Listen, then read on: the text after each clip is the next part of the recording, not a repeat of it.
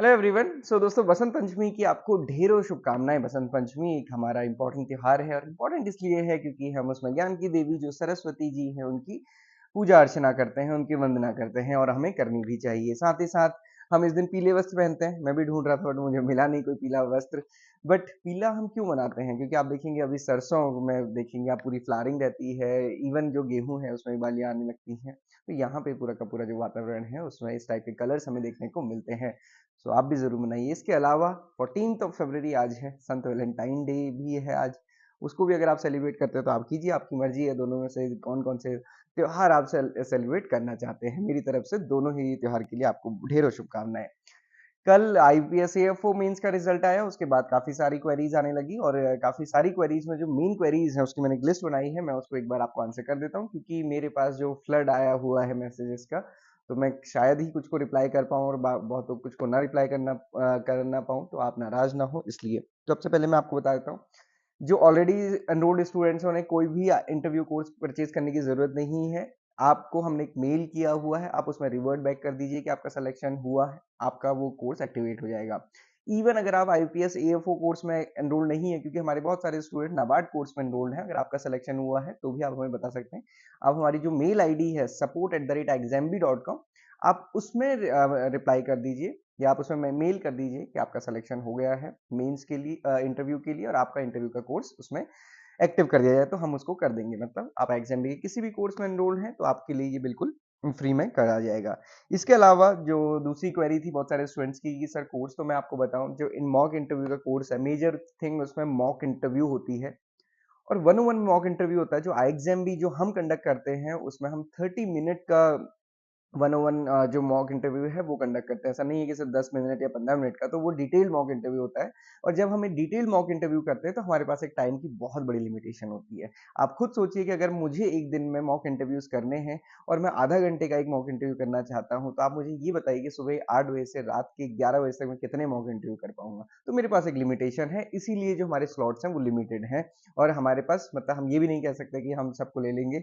और कई सारे स्टूडेंट्स मुझे बोल रहे थे कि सर ये फ्री है वो फ्री है। देखो, फ्री नहीं हो सकता क्योंकि आप समझ ही रहे हैं कि इस टाइम की एक बहुत बड़ी वैल्यू है और दो पैनलिस्ट होते हैं एक में, सारी चीज की वैल्यू रहती है। तो यहाँ पे इसका प्राइस जो हमने फिक्स किया वो 500 रुपीज है, वो उतना ही रहने वाला है, उसमें कोई डिस्काउंट नहीं होने वाला है। मतलब वो ऑलरेडी 700 है, वो डिस्काउंट के बाद 500 है, तो उसमें फर्दर डिस्काउंट नहीं होगा। अगर आप प्रिपेयर करना चाहते हैं आप ले लीजिए, क्योंकि मुझे नहीं लगता कि किसी की भी एग्जाम, किसी भी स्टूडेंट की फाइनल सिलेक्शन में 500 रुपीज कोई बहुत बड़ा इशू होगा। अगर आपके लिए वाकई में बहुत बड़ा इशू है 500 रुपया, तो आप मुझे मेल कर दीजिए, सर मेरे को कोर्स लेना है बट मैं जो ये कोर्स की फी है ये मैं सिलेक्शन के बाद पे कर दूंगा, मैं तब भी आपका एक्टिव कर दूंगा। ओके, देन उसके बाद है कि स्टूडेंट्स ने पूछा कि सर इंटरव्यू, तो मैं आपको एक चीज बता दूं, लास्ट ईयर जो रिजल्ट था वो 10 तारीख को आया था और लास्ट ईयर जो इंटरव्यूज स्टार्ट थे वो 25-26 फरवरी से स्टार्ट हो गए थे और 2-3 तारीख को खत्म भी हो गए थे। तो आप ये समझिए कि आपके पास टाइम बहुत कम है। ऐसा नहीं है कि अब अगले 10 दिन का वेट कर रहे हैं, क्योंकि जैसे ही आपको इंटरव्यू की कॉल लेटर टाइमिंग आएगी आप देखेंगे कि 3-4 दिन बाद आपका इंटरव्यू भी होगा।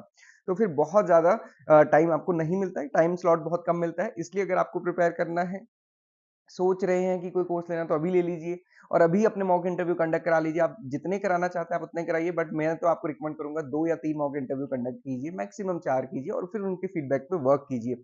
ये भी जरूर देखिएगा कि आपका मॉक इंटरव्यू ले कौन रहा है, क्या उसने कभी खुद कोई इंटरव्यू दिया है कि नहीं दिया है, क्योंकि अदरवाइज तो आप अपने फ्रेंड से भी कर सकते हैं, जूनियर सीनियर से भी कर सकते हैं, फिर कोई बहुत बड़ी चीज नहीं है। ओके, थोड़ा सा ये जरूर देखिए कि आपका इंटरव्यू कौन ले रहा है, उन्होंने कितने इंटरव्यू खुद से फेस किए हैं। ओके, इसके अलावा जो एएफओ इंटरव्यू की इंपॉर्टेंस है उसमें 3 पॉइंट मैं आपको बता दूं, क्योंकि उसी से रिलेटेड मुझे क्वेश्चंस आए थे। इससे पहले मैं एक चीज और बता दूं आपको कि आईपीएस एएफओ इंटरव्यू प्रिपरेशन के लिए हमारा एक सेपरेट टेलीग्राम ग्रुप है जो अभी हमने बनाया है। उसमें हम डेली आपके लिए क्वेश्चंस पोस्ट करते हैं और वहां पे डिस्कशन भी होता है, आप उसको ज्वाइन कर सकते हैं। वहां पे आप देखेंगे जो एएफओ इंटरव्यू है उसमें एक चीज समझिए कि ये पर्सनैलिटी का टेस्ट है। पर्सनैलिटी क्या चीज होती है? पर्सनैलिटी मतलब ये जो पर्सोना है ना, पर्सोना मतलब आप इस जॉब के लिए कितने सूटेबल हैं, तो ये चीज उसमें देखा जाता है। तो ये पर्सनैलिटी टेस्ट है, इसमें आपकी कोई भी बुक जो आप पढ़ लेंगे वो बहुत काम नहीं आने वाली है।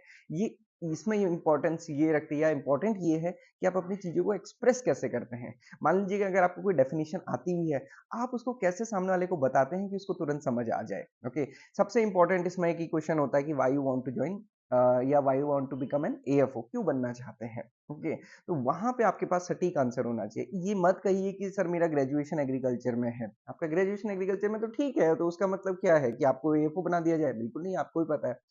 और दूसरी चीज है, कई बार स्टूडेंट्स के सामने हमने देखा है, तो वो बोलते हैं कि सर क्योंकि ये मुझे गवर्नमेंट जॉब यहाँ पे सिक्योर जॉब मिलेगी, इसलिए मैं इसको प्रिपेयर करना चाहता हूँ। अब दोनों चीज समझिए, आईबीपीएस जो रिक्रूटमेंट करा रहा है, ये बैंक के लिए करा रहा है, उनका एम ये नहीं है कि आपको रोजगार मिले। रोजगार तो मिलेगा, वो एक कॉम्प्लीमेंट्री चीज हम मान सकते हैं, बट उससे इंपॉर्टेंट क्या है, बैंक्स को अपने पास ऐसे लड़के या फिर ऐसे कैंडिडेट्स चाहिए जो कि एग्रीकल्चर के फील्ड में वर्क कर सके, चाहे वो क्रेडिट का है चाहे एनपी रिकवरी का है। ओके, तो उनका भी अपना पर्पस है, इसीलिए वो आपको पे करेंगे। तो ये चीज समझिए।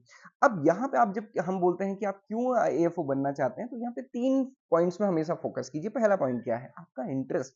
आपका इंटरेस्ट कैसे अलाइन हो रहा है बैंक के इंटरेस्ट के साथ, या फिर हम कह सकते हैं एग्रीकल्चर में। मतलब आप अगर ये बोलते हैं कि सर मेरा इंटरेस्ट एग्रीकल्चर फील्ड में है, या फिर मैं अपना करियर एग्रीकल्चर फील्ड में ही बनाना चाहता हूँ, या मैंने ये डिसाइड किया था कि मैं अपना करियर एग्रीकल्चर फील्ड में ही बनाऊंगा, और क्योंकि आईबीपीएस एएफओ मुझे एक ऐसी अपॉर्चुनिटी देता है जहां पे मैं फार्मर्स के लिए वर्क कर सकूंगा, और एक जो सबसे बड़ा काम है क्या, क्रेडिट अवेल कराना, क्रेडिट प्रोवाइड करना, सो दैट कि फार्मर कुछ भी चीज कर सके। तो मुझे लगता है कि ये एक बहुत अच्छी अपॉर्चुनिटी है मेरे लिए। पहली चीज क्या, इंटरेस्ट। आप, मैं ये नहीं बोलता कि जो लाइन मैंने बोली आप यही रिपीट कीजिए, इंटरेस्ट के अकॉर्डिंग अपना आंसर फ्रेम कीजिए। जब भी आप अपना आंसर फ्रेम कर रहे हैं, उसको लिखिए, फिर उसको रिपीट कीजिए, उसको रिकॉर्ड कीजिए। बहुत सारे स्टूडेंट मुझे रिकॉर्डिंग भेजते हैं, मैं कोशिश भी करता हूँ उनको रिप्लाई करने की। ये था पहला पॉइंट। दूसरा पॉइंट क्या है, मैं हमेशा आपको इस चीज को बताता हूँ। दूसरा पॉइंट है कि आपकी एजुकेशन, आपकी नॉलेज, आपका एक्सपीरियंस कैसे इसके साथ अलाइन होता है ना? आपने ग्रेजुएशन एग्रीकल्चर में किया है, पोस्ट ग्रेजुएशन किया है, उसके आंसर बहुत अच्छे से देखिएगा। आप सोचिए उसका आंसर क्या है, कल मैंने ग्रुप में भी डिस्कस किया था। ठीक है, इसके अलावा जॉब एक्सपीरियंस है वो बताइए। तीसरी चीज है कि आपकी गुड करियर प्रोस्पेक्ट आपको यहाँ पे मिलता है, करियर में ग्रोथ अच्छी मिलती है। आप ये कोट कर सकते हैं कि सर जो प्रेजेंट में बहुत सारे सीएमडीज हैं, उन्होंने अपना career as an agriculture field officer start किया था, तो मैं उनसे बहुत ज्यादा फैसिनेटेड या उनसे बहुत ज्यादा अफेक्टेड हूँ। तो इस चीज को आप मेंशन कर सकते हैं। एक अच्छी सैलरी, पे पर्क्स, अलाउंसेस मिलते हैं, सोशल रिस्पेक्ट होती है, व्हाइट कॉलर जॉब होती है, ये इसको मेंशन किया जा सकता है। बट सबसे पहले क्या है, इंटरेस्ट।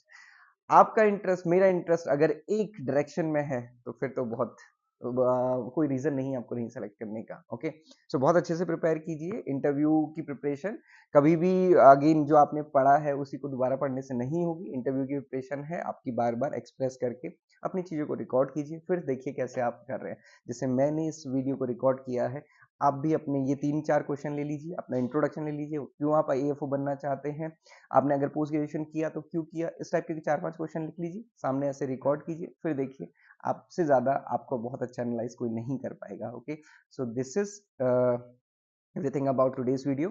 और बैंकिंग से रिलेटेड चीजें पढ़िए, उसका एक पीडीएफ हम भी आपको दे देंगे, इसे कमेंट बॉक्स में लिंक में आपको मिल जाएगा, आप उसको डाउनलोड कर सकते हैं, पढ़िए। और हम कल या परसों से अपनी जो लाइव क्लासेस हैं, 2-3 क्लासेस होंगी, उसको भी स्टार्ट करेंगे टू डिस्कस कि आईपीएस एएफओ के लिए कैसे प्रिपेयर करना है। ओके, इसके अलावा जो इंपॉर्टेंट है, मैं आपको बता दूं, लाइव क्लासेस इंपॉर्टेंट नहीं है इंटरव्यू के लिए। जब इंटरव्यू डिफरेंट है तो इंटरव्यू की प्रिपरेशन भी डिफरेंट होगी। तो इंटरव्यू में जो इंपॉर्टेंट है वो है मॉक इंटरव्यू, सबसे ज्यादा वही इंपॉर्टेंट है। और बट मॉक इंटरव्यू बहुत अच्छे से होना चाहिए। This is all for today.